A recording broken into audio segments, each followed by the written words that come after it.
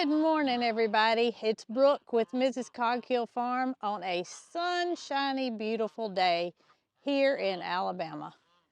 Got Mr. Nugget behind me. He's heard me over here feeding, and of course he had to come check out what was going on. But there's something I want to talk about before we get started this morning, and that's about something I mentioned in the last video.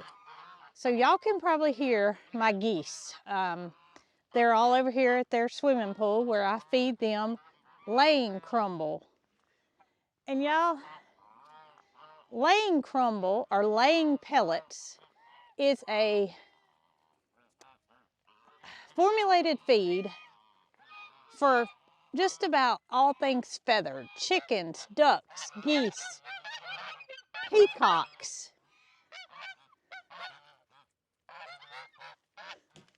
Sim Sim just ran Nugget off.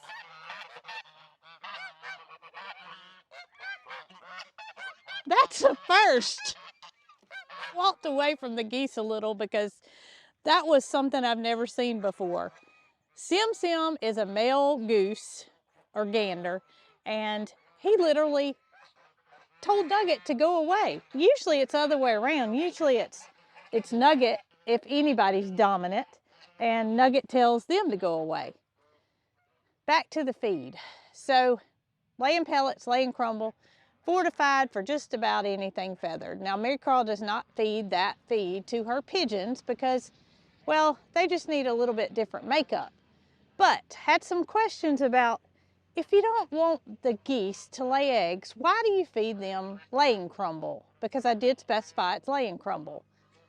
Well, there isn't a feed that isn't meant for everything, meaning whether it's a goose, which is a female, or a gander, which is a male, or a rooster, which is a male, or a hen, which is a female, there's no feed that you would separate to feed so they don't lay eggs. No matter what you feed, they're still going to lay eggs. So I just wanted to kind of put that out there because I did have some questions as to why I feed laying crumble if I don't want them to lay. And since that video, I did collect another goose egg.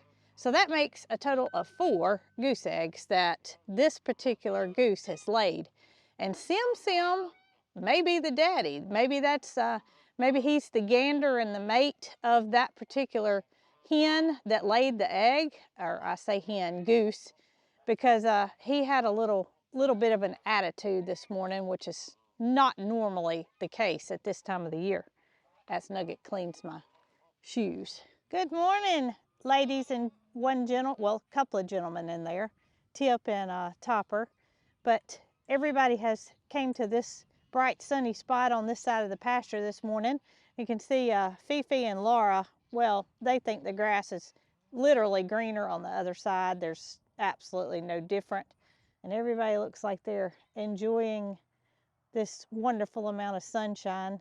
Topper said he needs some camera time. Him and his lady friend Bootsy there enjoying chewing their cud this morning. Good morning, Miss Honey. As you lick your mineral lick here, Tater is saying it is time for her to be fed. Do not stop, do not pass go, do not talk to Honey. Don't do anything, just come feed me. We keep a mineral lick out here for the goats and the donkeys. It's safe for everybody, and they literally just get a lick off of it when their bodies tell them they need a little extra mineral. We also offer a powdered mineral in a mineral feeder that they can have access to at any time too. But this is a mineral lick here that Miss Honey is thoroughly enjoying. I think I better go get Tater fed before she decides the grass is greener and it might not go over as well as it does when the goats think that's the case. Take a peek at my pallet of pie pumpkins. I have given a few more to Catherine over at G&G, and I've done some cooking with a few of them. But we're going to do something with these in just a little bit. But Tater said me first. Y'all can see here on the hay bales that we got 2 of 3 kitties enjoying the top of the hay bales. Mr. Sylvester over here, who always comes for a visit, and Bramble back here. Biscuit just went inside the milk room. I guess her food is not as high as she wants it. I guarantee you there's feed in her bowl. She just wants it to be topped off a little. Good morning, everybody, Moody included. How are y'all? I know, Tater's got to be by Moody. Mildred goes down to the new trough. That's how it's been happening. All right, Moody, you come down here, buddy. Let's see, buddy. Uh-oh. Uh-oh. Come on, somebody's got to come down here. Come on. Come on, Mildred. Good girl.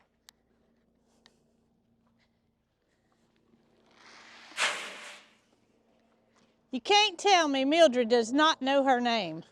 Y'all can see these two get along very, very well.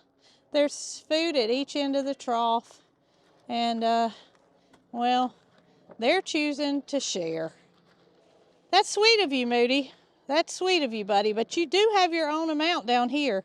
Yeah, you have your own down here, and maybe you'll share with Tater when she gets finished with hers, because you ate about half of hers, too. You got a good amount left, though, girl. You'll be good to go.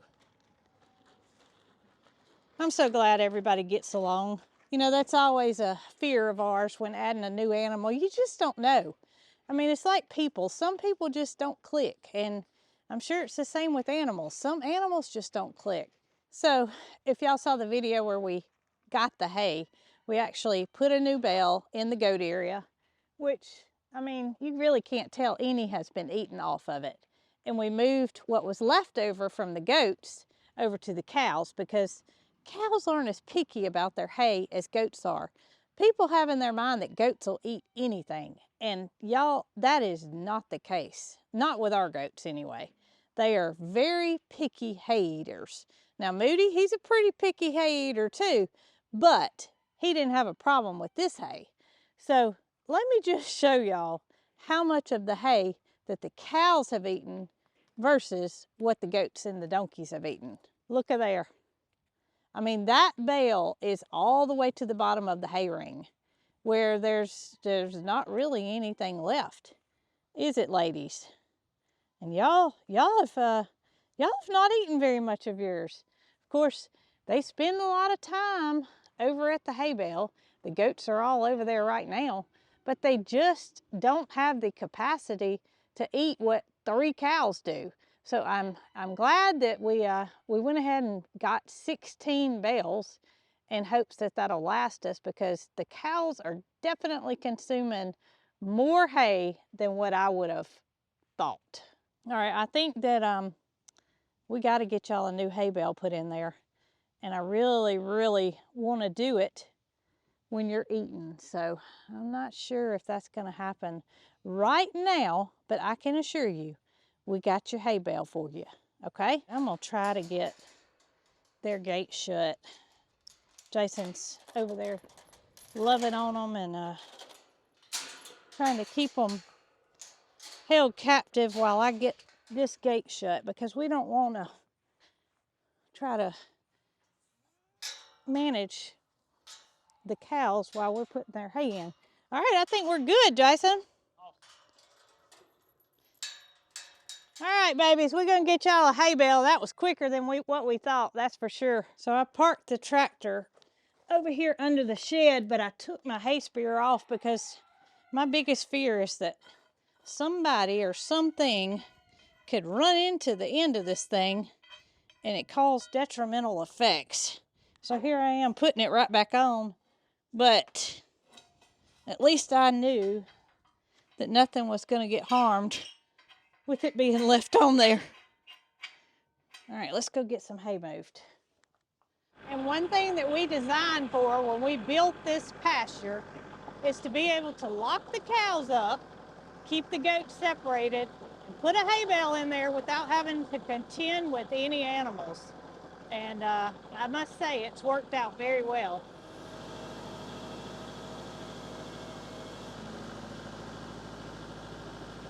Y'all don't see anybody waiting behind me, do you? I think they know what's up.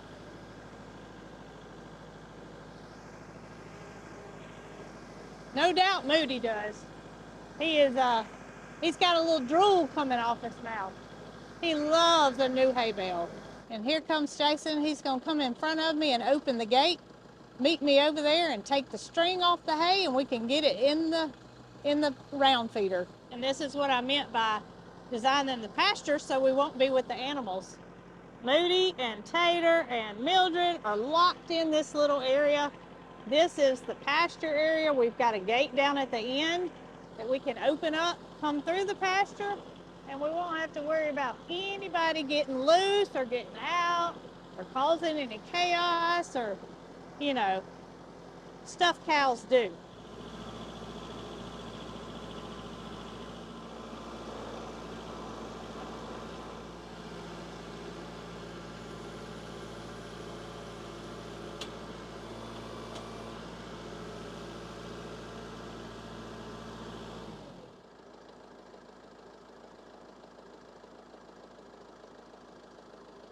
Think you got it?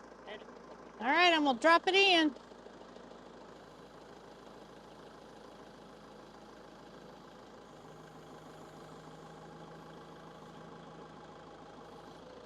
Hey, you reckon he's gonna go straight to it?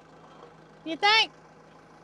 I can tell he's slobbering. Since I've got a chance to show y'all, I want y'all to see how beautiful the area where the pine trees are, where the cows have access to, how good of a job they've done with keeping the grass down. Y'all look at my little dog. She waited over here at the barn for me. She knew I'd be back. And here she is. Sweet baby.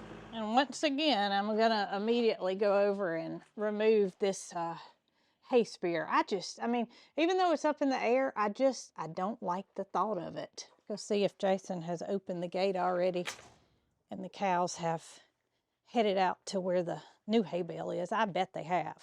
Oh, he hadn't opened it yet. He's waiting on me. What you think, Tater? You up for a new hay bale? We're gonna use the month of November to judge just how much hay these three go through. And if need be, we'll pick up a few more bales. Because I have a feeling just adding one more head, literally, meaning cow head, it's gonna go quick. There he goes. He went straight to it. Of course he did. Tater said, "Move out of the way, Mildred. You may not like that stuff, but I do."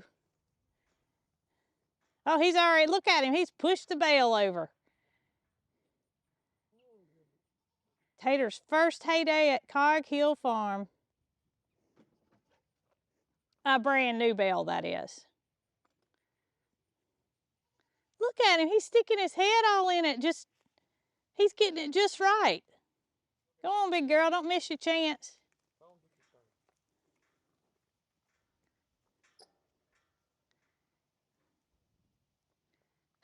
It's like she didn't realize it was there. A little trot at the end. Well, I bet I know where we can find them the rest of the afternoon. Make sure I cut this fence back on. That's very important. We don't want any cows on the loose. Well, if you two don't look beautiful, I mean, that is picture worthy right there.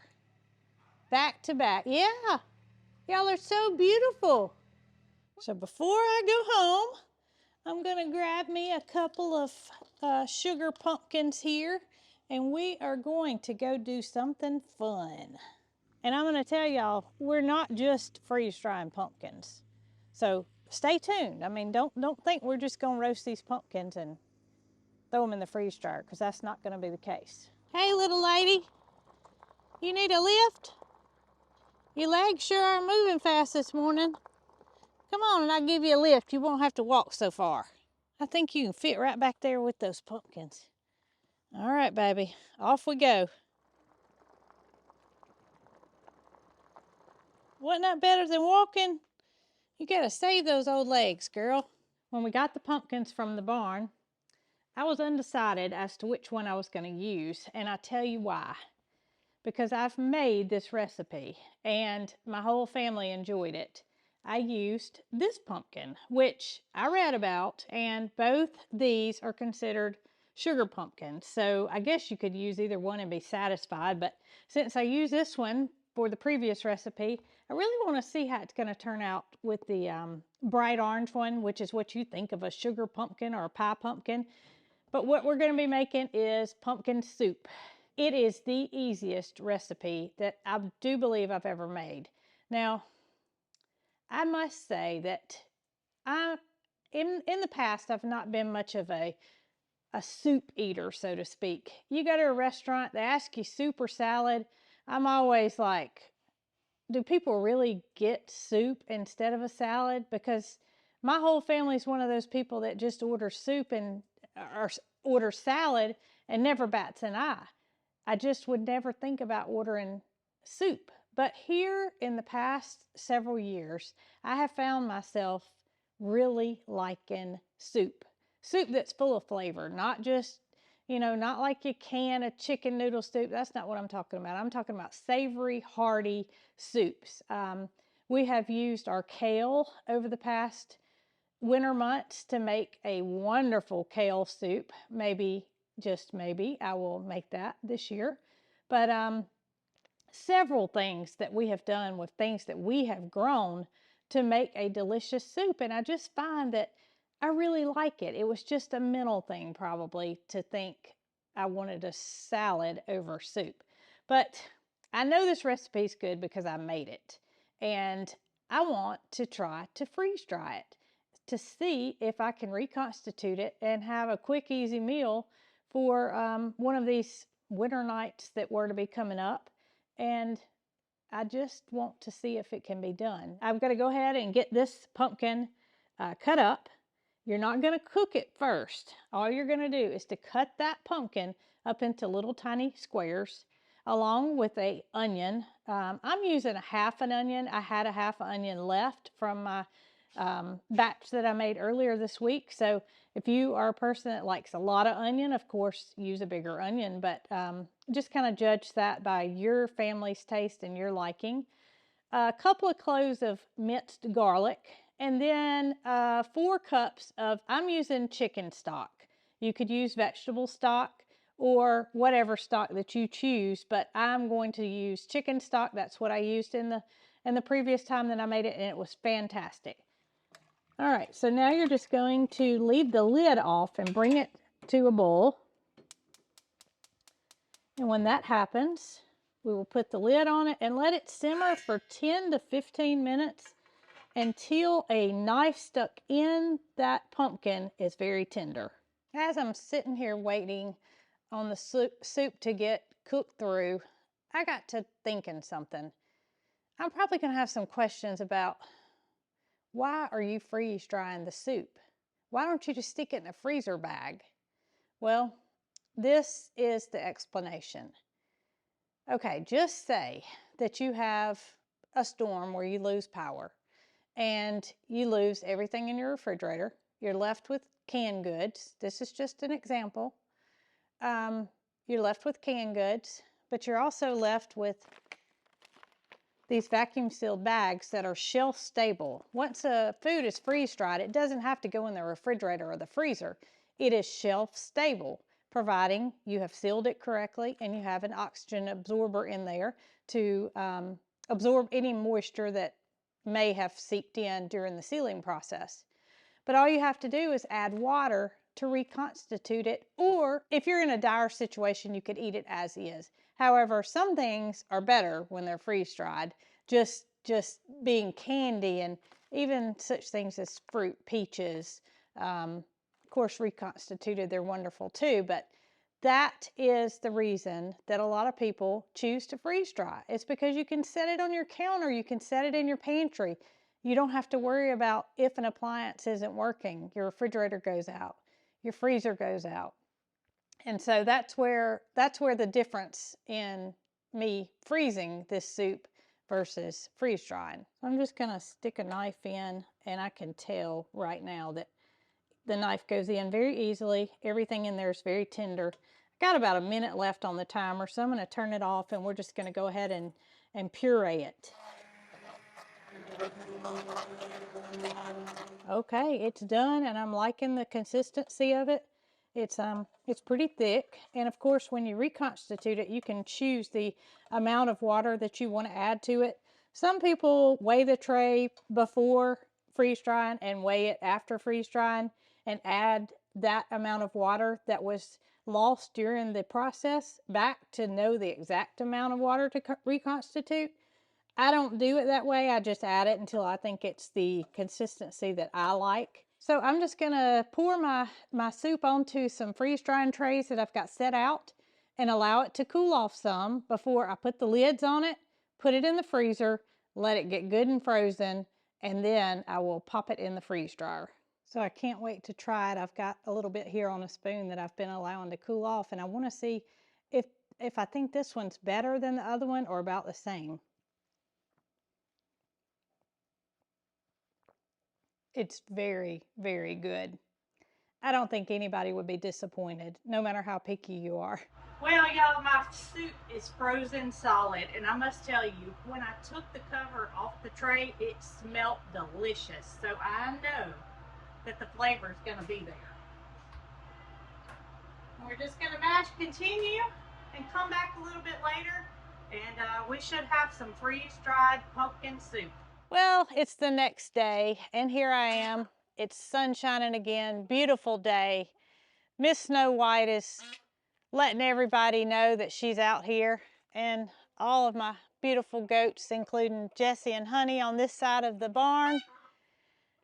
And I wanted to tell you guys something that I forgot earlier, and that is that we do have some Christmas things available on our website. And one of the things is the shirt that I have on. Another thing is the shirt that I wore previously, which had the Cog Hill logo with the fun plaid. But here's the thing Jessie and Honey want to tell you about. Jessie and Honey want to let you guys know that there is a new Cog Hill Christmas book out, and it is called Cog Hill Saves Christmas. And on this page here, you can see Jessie and Honey. Brooke and Jason gave orders to every animal in sight. We have to fix Santa's sleigh before the end of the night. So here they are, Jessie and Honey, in the book, on the shirt.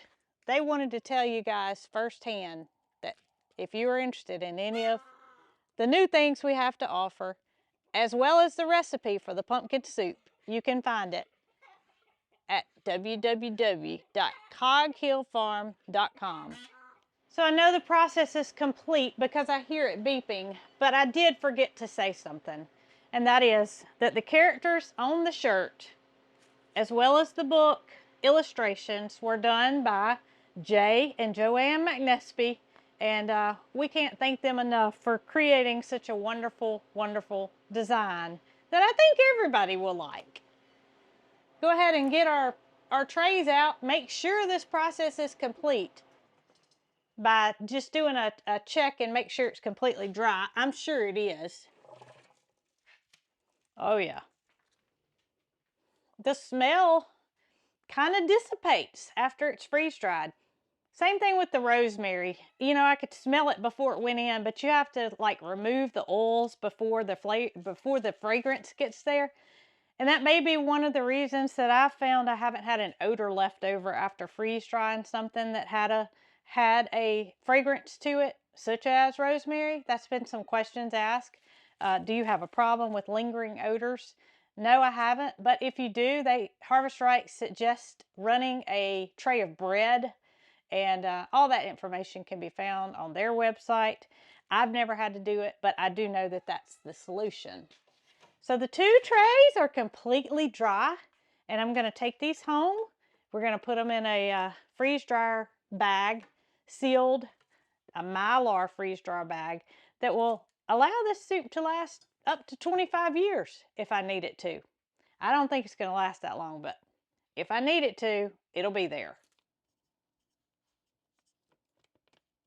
I'm just going to place an oxygen absorber down in the bag. So the last thing we're going to do here is take our Mylar bag. I have our sealer here ready to go, and we're just going to mash it down.